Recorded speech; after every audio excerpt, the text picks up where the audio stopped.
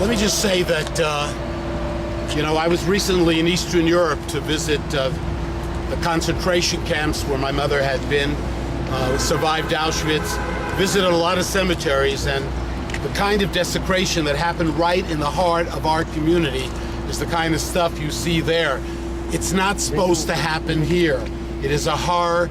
I just want to share with you two of the many emails, calls that we got in our office in the past few days. Two of the many that really express the anger, the pain, the frustration of people who came to the cemetery.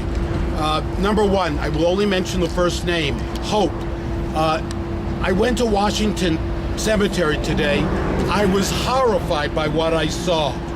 It was like being in a nightmare. Me and my mother went to see my grandmother and my grandfather. They are buried here.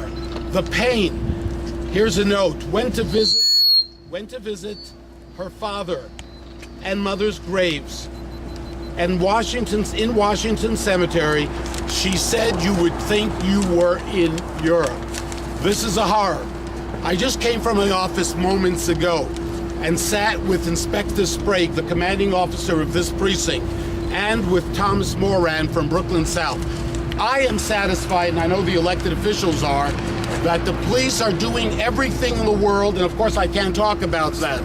They are on the case. They know how serious this is. They know the pain that is felt in our community. So they are doing everything in the world.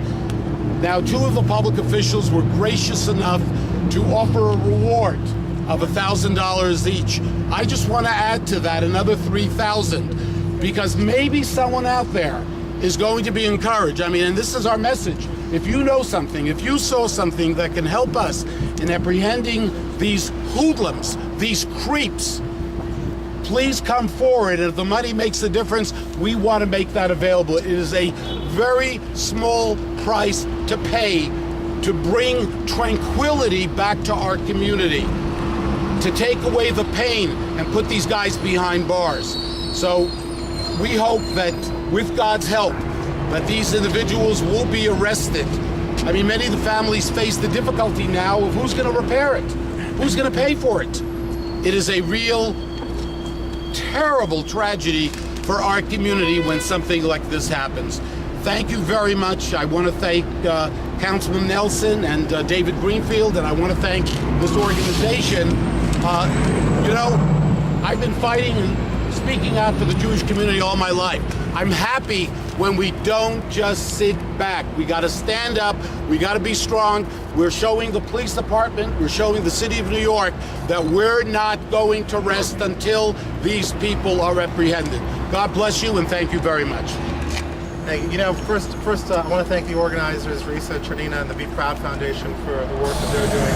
I want to thank the Assemblyman and Mike Nelson for consistently being an activist on this issue. And I also want to thank Russian activist John Lazansky for also giving $1,000 to information leading to the arrest and conviction of these people. We actually learned this morning in a conversation with the NYPD that among the tombstones that were toppled was graffiti that had anti-Semitic rhetoric listed on them.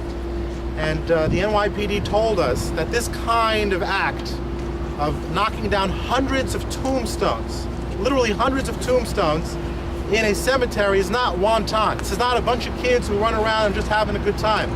Kids knock down a few tombstones. To go out and to knock down hundreds of tombstones, to put anti-Semitic graffiti is the worst kind of hate crime, because it's a hate crime against people who are dead, who can't defend themselves.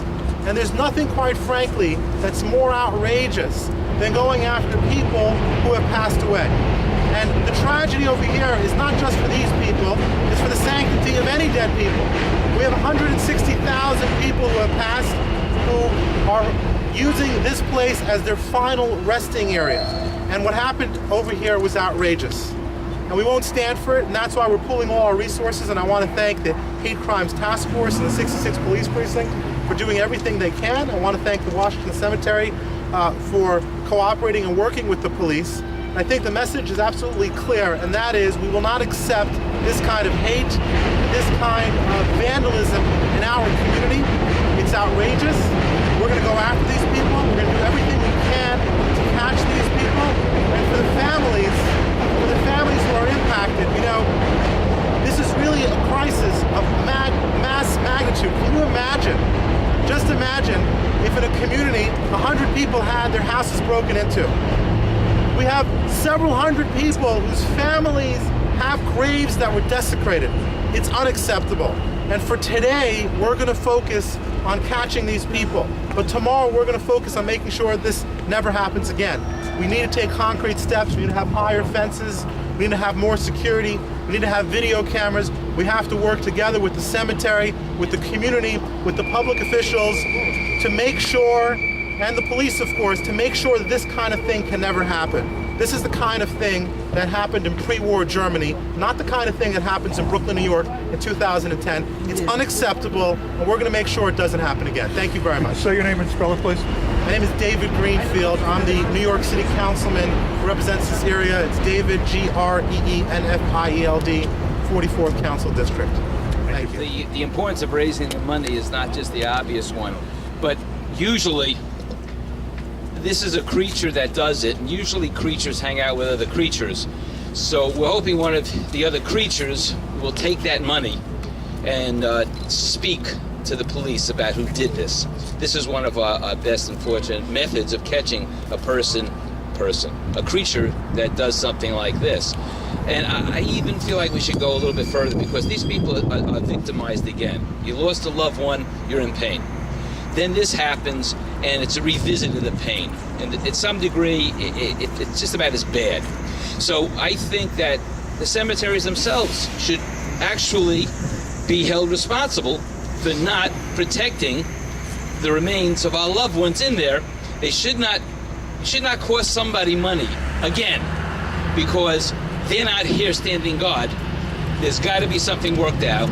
I'm going to ask my friends in the state legislature to try to come out with something, much like if you are hurt in a Macy's or another place like that. They can be held responsible. I think the same thing should be with the cemeteries. Thank you. Could you spell your name, please, for the camera? Sure. It's Mike, M-I-K-E, Nelson, N-E-L-S-O-N. Thank you. 48th Council District, Sheepshead Bay, Midwood, Brighton Beach. Thank you. Thank you.